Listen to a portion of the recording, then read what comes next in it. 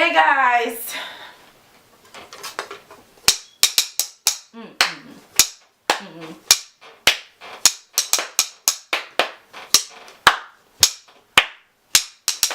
We should write season 1, episode 1.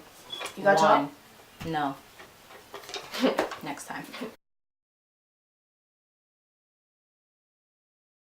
Hey guys, I'm Tendrina. And I'm Talia. Welcome back to another episode of Teatails. Yes, where we bring you today's knowledge for tomorrow's use. I'm so excited for our first real news episode. This is technically season 2 of our show.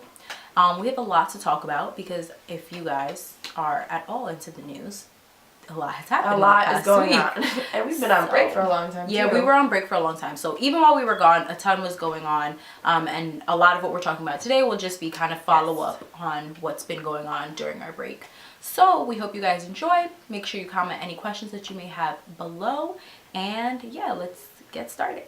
So just a breakdown for what we're going to be talking about today. As per usual, what we used to do is we'd break down the tea or the Teatails, and then we have the hot tea afterwards. So we're going to jump right in and we're going to break it down by international and national news. So we're going to start with the international side of it. Yes. And this, how do I say this? There's not much new information on this story, but this is an ongoing story that we've been talking about for months, and we were covering since its inception, really, since it started getting kind of crazy. And it's just kind of like a testament to why we started this and why it's so important that we think people tune in and listen to what we have to say. All right. So it's actually concerning Aleppo, the city in Syria. So if you guys don't know, a lot of bad things have been happening over there. There's a war that's been going on for a long time now. A lot of foreign countries that obviously are not in Syria are partaking in this war. There are a lot of countries, including the United States, who have been commenting on it and being involved.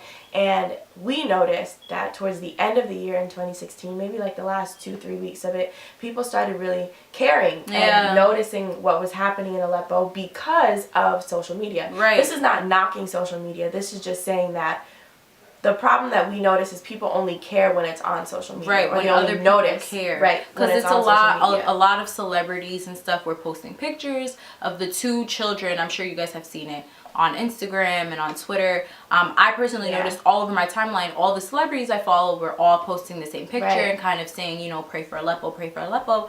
But it's like, it's been going on for so long. You should have been praying for Aleppo for a good 5 months now. Right. It's been a long time. So that just kind of plays into why we do this. We want everyone to be as informed as possible and to have these conversations that are important. And if you are the type of person that you have the means to donate and you want to donate or help out in any way, if you don't know about it, you're not going to know that you want to help, you know? So that's why we do this. And moving on into our next story, we have some stuff on Turkey and Syria as well. So hopefully you guys have heard, but a really tragic incident happened in Turkey last week on New Year's Eve. A Turkish gunman came out to a Turkish nightclub and kind of just started shooting up the club. And 39 people died, unfortunately. And sorry if you see my phone and my notes are on my phone.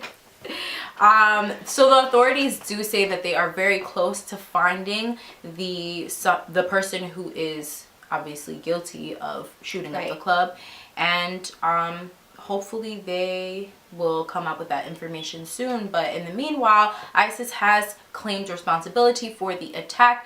They also have claimed responsibility for the Baghdad suicide bomber who obviously killed at least 36 people last week on Monday. So ISIS is really getting around. They're trying to do big things, but unfortunately these are not good things. There was an unfortunate happening. An Israeli soldier shot and killed an Iraqi soldier? A Palestinian soldier in the head. Now, the problem and issue with this... last year, basically in March. Right. The problem and issue with this is that the soldier was unarmed, and although he was already attacked, or he had attacked Israeli soldiers, the problem is that there's a law saying that you cannot kill or shoot or harm someone who is not endangering you. Yeah. What's funny is that It's not even the Palestinians that are, pressing charges or anything against the Israeli soldier. It's the Israelis themselves who are convicting this man of murder because he shot a Palestinian man while he was already down. So there was no reason for him to do that. He claims that he did it though because he thought he was like strapped with bombs and so he was going to pose more danger. But they're like, nah, and that's why it went to court and to trial, and they convicted him. Right. Was it manslaughter, I believe? Manslaughter. Yeah. Manslaughter. So this story, I particularly found quite interesting. It is very interesting. I'm a little nerdy for this, but guys, Antarctica? So there's the Antarctic shelf, right? There was a crack in the shelf, apparently. This crack just cracked 11 miles longer. And if we can, we'll try and link a picture in the description below. This crack is huge. It's not like, step on a crack, break a mouse back. If you step in this crack, you will die. Right. Because the crack is huge. Right. I thought that was so interesting. Global warming is such a, global climate change, is so real. A real thing. Like, people are not understanding. So here's my theory. That Antarctica is going to split in half and become another country. It's going to happen. People are going to buy parts of Antarctica. That's more land. You could just ship that on over right to the Bahamas, where it's gonna melt away. Your land is gonna melt away. Moving on. Talk about China. So China, they're experiencing it. They're going through it. They're going through it environmentally. Yes. Speaking of environmental challenges. So China, if you guys don't know, is already known for being a very polluted country, but the pollution has reached some extreme heights over the past week. I think it was about 5 or so different cities within the China country were reporting the same issue for smog. And so as a result, they put the country on red alert for fog. So that's a big deal. That's crazy. That's something that has never happened for China. And think about it, the country. The country is on alert for fog. Think about America, and we're smaller than China. Think about America as a country being on alert for fog. We freak out when there's fog on like our street. Exactly. Hundreds of flights have been canceled. People cannot see. Like, this is affecting bigger things than just your day-to-day life. The environment. It's not like it's going to stay contained in China. There's no wall around China saying, "Oh, stay inside these lines." They're trying to figure that out, and hopefully they can do that because that's dirty. It's dirty. Alright guys, so as we all know, Russia's trifling. Very trifling. As we all know. Or as we all should know. So guys, during the campaign, like Talia said, Russia was a little bit sus because they were just...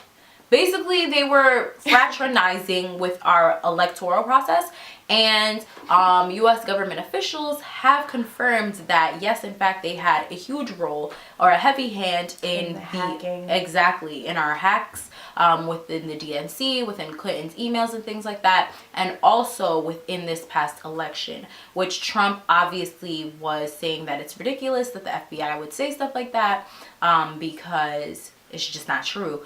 But officials did get up this week and say, don't listen to Trump. It's true. I just don't understand what Russia has. Like Trump is their zeal. I don't get why they're so salty. This is great. Anyway. It's gonna be great, guys. Anyway. So, speaking about Trump, now that you brought him up, there's always something to do with this guy. So as we all know, Trump wants to build a wall separating the United States and China in hopes to halt or lessen the amount of illegal immigrants. And I hate using that term, but that's what he says, illegal immigrants coming into the country. I personally believe that no human is illegal. Amen. But now he's saying that Mexico will be paying for the wall, which Mexico has come back and said, no, that's a lie. That's a lie. We're going to pay for no wall. And they should not, because they don't want the wall. So why are they paying for it? So why would they pay? Your friend handing you a soda when you don't want the soda and saying, here you go, I want this, you pay for it. No. I mean, yeah, I got you with the soda if you want soda, but I feel you. that's because we're friends. Yeah, right I didn't now, ask you for the soda. Trump is not Mexico's friend. Exactly. You know? Exactly. Anyway, I thought that was kind of crazy. And also the former president of Mexico has commented on it saying, you're essentially wilding. You're wilding. We're not paying for it, and you shouldn't be lying to your taxpayers and telling them that we are paying for it when they will in fact end up paying for it, because that just makes no sense. That makes no sense. I agree. None. But I know that people in this country are gonna be like, tax? Nah, Mexico good. But maybe not, because I mean we'll talk about Hopefully more tax paying issues never gets a little built. bit later. But I mean, a lot of people did support Trump because of the idea of this wall, so maybe people will be okay with paying taxes I don't know. for a wall that is supposed to keep people out of our country. We'll see. Not a politician though.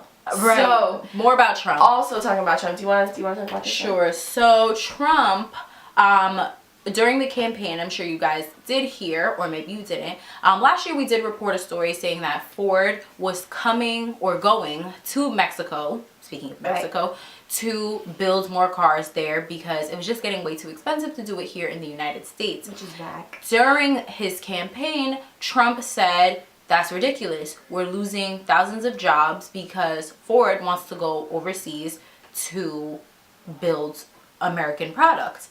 And so, since Trump has been elected as president, Ford has been like, never mind. Remember that $1.6 billion plant that we was going to build in Mexico?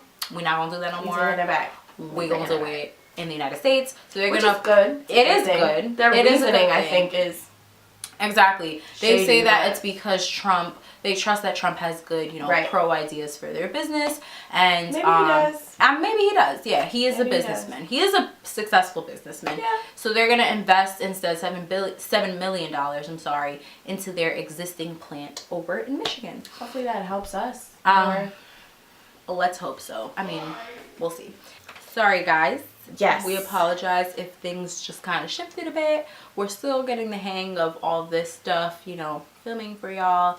And we just want to make sure things are appealing to the eye and it was not bad. So we apologize if you have like OCD or ADD or whatever.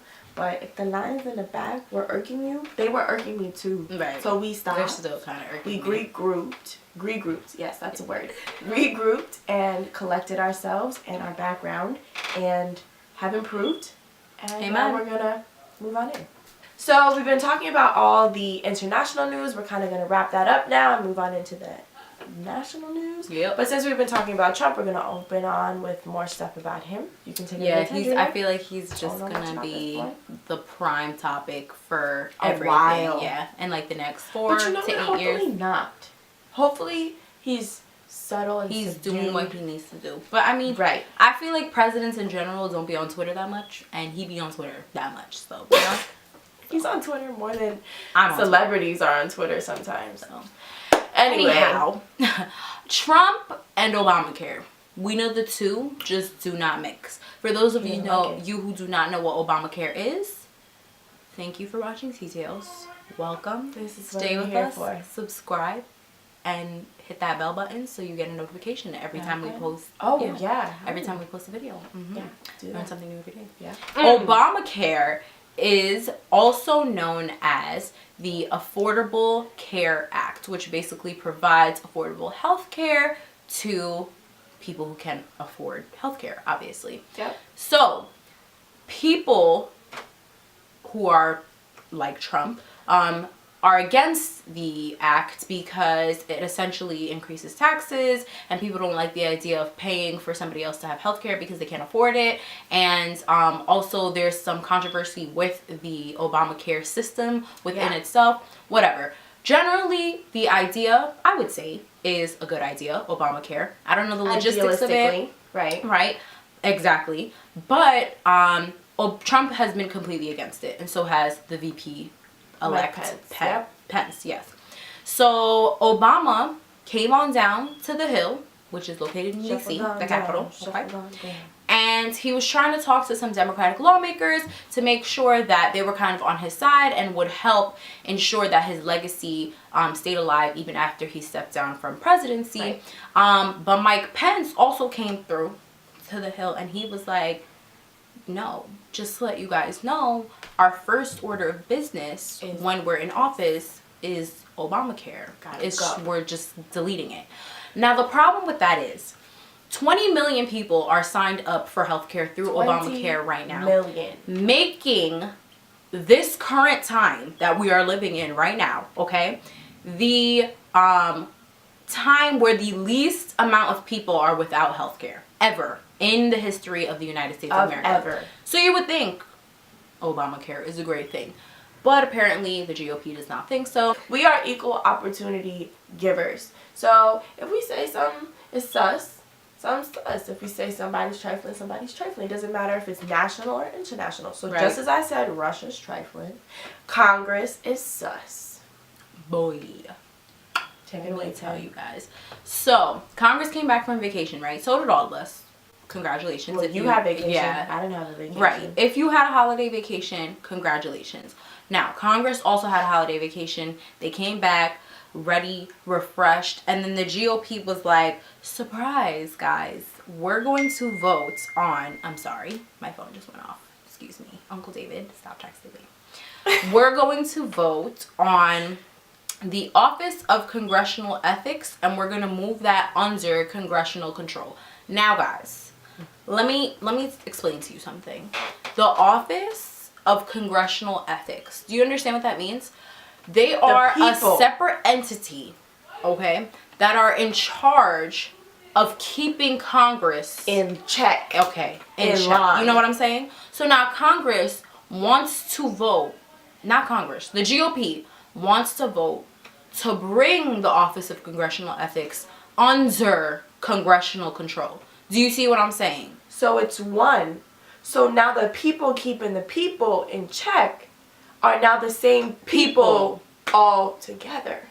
So that's like me having Tandrina check me all the time, making sure I'm good. No, that's not even the same thing. That's like you being in charge of keeping yourself in check. That's what I'm saying. I had Tandrina, and then I voted to get rid of Tandrina so I could check myself. Or you voted to be in charge of me. So it's like... That's sus. And they did it in secret. Did you hear the part where she said surprise? Yes. They did a surprise voting. The information came out after the voting was finished. After the decision was made.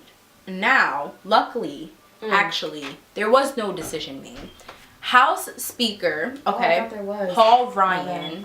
Speaker Paul Ryan was like, no guys, we should not be doing this. This makes no sense. We're not going to do this because, you know, the people need to hold us accountable. How are we going to just kind of negate this whole entire office? That makes no sense. President-elect Donald Trump also said it was a terrible idea. Now you have two of the most powerful people in the GOP voting against the entire vote in general. So I feel like that means it's kind of a big deal, or like not a big deal to be voted on. You know what I'm saying? Hopefully you guys are keeping up with us right now because we have very passionate feelings about this right now. But essentially, since President-elect Donald Trump has said how he felt about the vote, they kind of backtracked, and the whole GOP was like, "Oh, never mind, guys. We're not gonna vote on the Office of Congressional Ethics. Office of Congressional Ethics, you guys could go ahead and do your thing. We don't. It's fine. You know, that's what they did, and so they're not voting on it anymore.